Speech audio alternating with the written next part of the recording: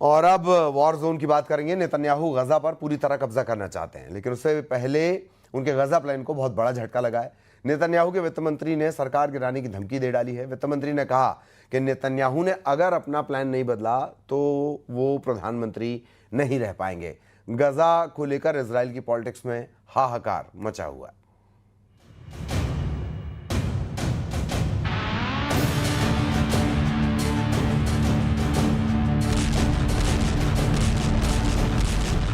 Netanyahu को डराने वाली सबसे खतरनाक तस्वीर है ये। नेतन्याहू को बेचैन करने वाला वीडियो गाजा की तबाह हो चुकी गलियों में नहीं बल्कि इजराइल की सड़कों पर बनाया जा रहा है। इस वीडियो में नेतन्याहू को इजराइल के लोग ही चैलेंज कर रहे हैं, क्योंकि नेतन्याहू ने गाजा को लेकर जो फैसला किया है उसका सबसे बड़ा विरोध अरब देशों ईरान या फिर तुर्की में नहीं बल्कि इजराइल में ही हो रहा है। नेतन्याहू गाजा पर 100% कब्जा करना चाहते हैं, यानी कि पूरा का पूरा गाजा। अभी इजराइल का गाजा के 75% इलाके पर कब्जा है और 25% ऐसा इलाका है जहां गाजा के करीब 20 लाख लोग टूटी फूटी इमारतों और टेंट में जीवन जी रहे हैं। सेना को पूरी तरह गाजा में झोंककर नेतन्याहू क्या करना चाहते हैं? उनका आखिर इरादा क्या है, जिसका पूरे इजराइल में अब विरोध हो रहा है? और इसके बारे में अब खुद उनसे ही जान लीजिए। Will Israel take control of all of Gaza? We intend to. Well, we don't want to keep it. We want to have a security perimeter. We don't want to govern it. Netanyahu के इन शब्दों ने Israel और पूरे पश्चिम Asia ही नहीं बल्कि Europe तक हाहाकार मचा दिया है। लंदन में फिलिस्तीन के समर्थकों का प्रदर्शन देखिए और उनकी पुलिस से झड़प भी देखिए। लंदन की पुलिस ने 150 से ज्यादा लोगों को गिरफ्तार किया।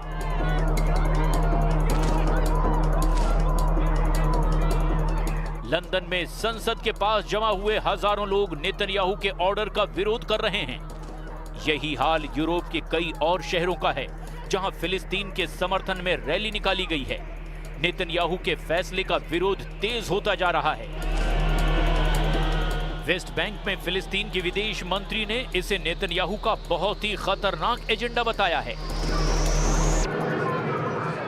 This is a very disappointing decision, but one that is expected. Israel wants to control the entirety of Palestine, and it doesn't shy away from saying it. It's been saying it for a long time. This is the intention of the expansionist ideology of Israel. They have said it very clearly in 1948, they have said it in 56, they have said it in 1970, and today we see it exercised on the ground. All of Gaza is today under the military occupation of Israel. अब तुर्की के शहर Istanbul में निकली ये rally देखिए। Drone के जरिए बनाए गए इस वीडियो से जाहिर होता है कि तुर्की में इजराइल के खिलाफ कैसा गुस्सा धीरे धीरे उबाल खा रहा है। एर्दोआन कई बार इजराइल को आगाह कर चुके हैं, लेकिन तुर्की में इस गुस्से के बीच नेतन्याहू और एर्दोआन के संबंधों का दूसरा सच ये भी है कि इजराइल को अजरबैजान से सप्लाई होने वाली गैस और तेल तुर्की के रास्ते ही हाइफा पोर्ट पहुंचता है।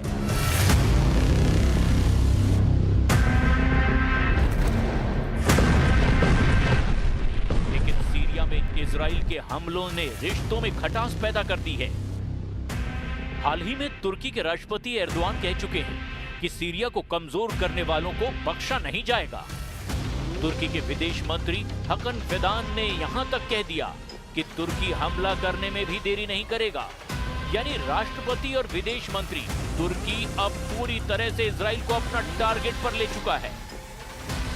तुर्की और मिस्र के विदेश मंत्रियों की मुलाकात हुई है। दोनों ने नेतन्याहू के गाजा प्लान का विरोध किया है।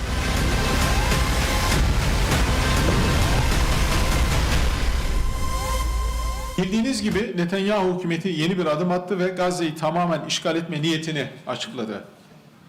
Biz bu planı sonuna kadar reddediyoruz. Söz konusu plan İsrail'in yayılmacı ve soykırımcı politikasının yeni bir aşamasıdır. Bu adım karşısında İslam dünyası olarak tam bir dayanışma içinde hareket etmeli ve uluslararası toplumu harekete geçirmeliyiz. Netanyahu का विरोध Israel के अंदर भी हो रहा है और Israel के पूर्व प्रधानमंत्री हुएद अल-मार्ट ने भी नेतन्याहू को क्या सलाह दी है उसे जरूर देखिए, क्योंकि इससे अंदाजा लगेगा कि नेतन्याहू के ऑर्डर पर इजरायली सेना का अगला कदम कौन सा नया तूफान ला सकता है।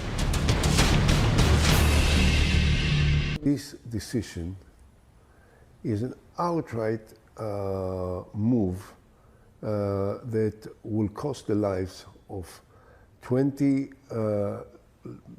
Israelis that are still held by Hamas, and that will not end the military confrontation.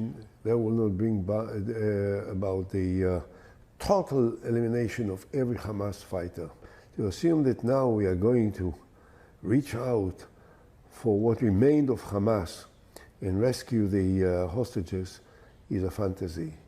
It will not happen.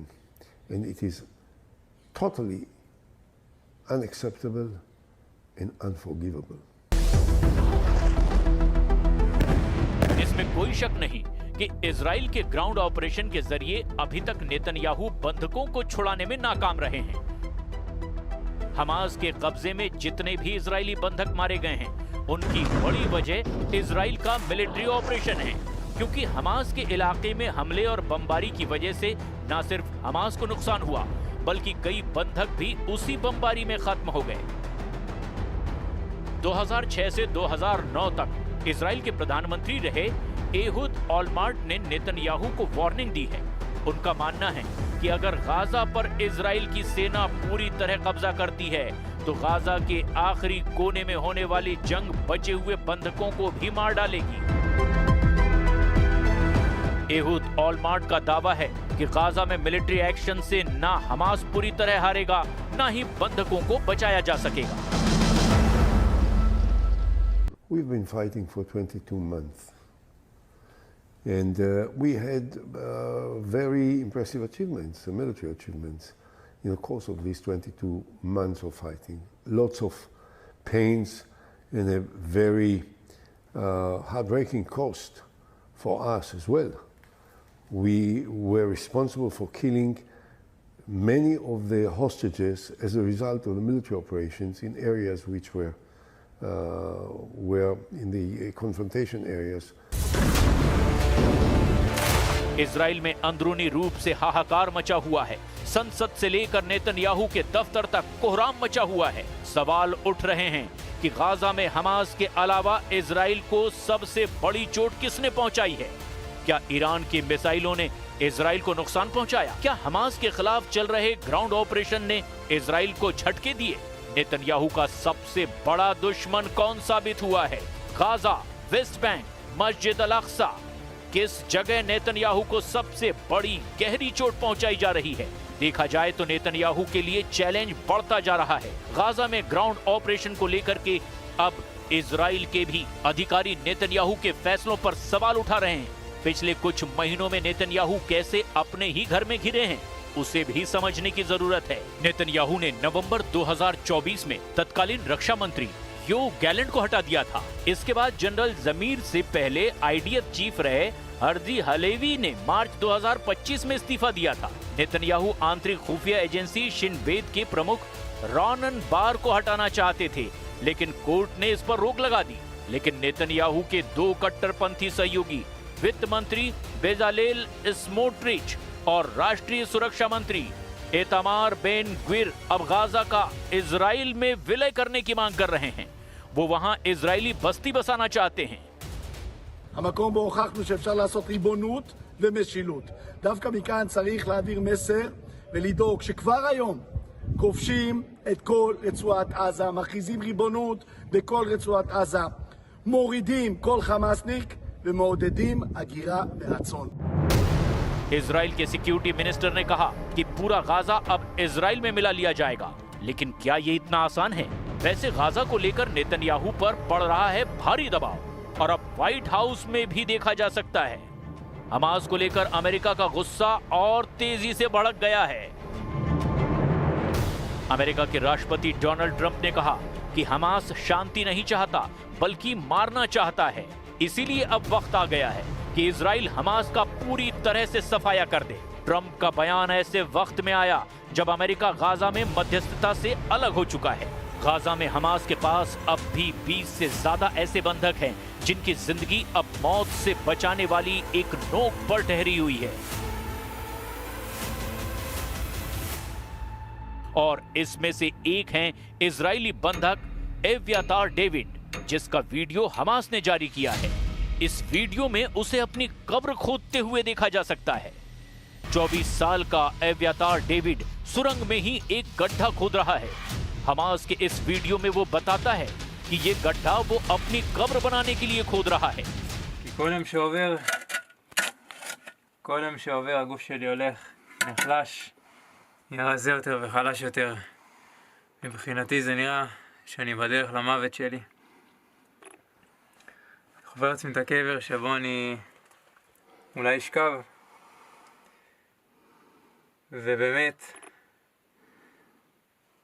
כל יום שהולך ועובר הזמן נגמר, הזמן הולך ואוזל. इस वीडियो को बनाने का मकसद सिर्फ एक नजर आता है, वो है नेतन्याहू पर दबाव, ताकि बंधकों की आजादी की डिमांड को लेकर इजराइल में गुस्सा बढ़े और इसकी जद में नेतन्याहू भी आ जाएं और वो गाजा पर बमबारी बंद करने के लिए मजबूर हो जाएं। हमास के कब्जे में बाकी लोगों का हाल भी एव्यातार डेविड जैसा ही होगा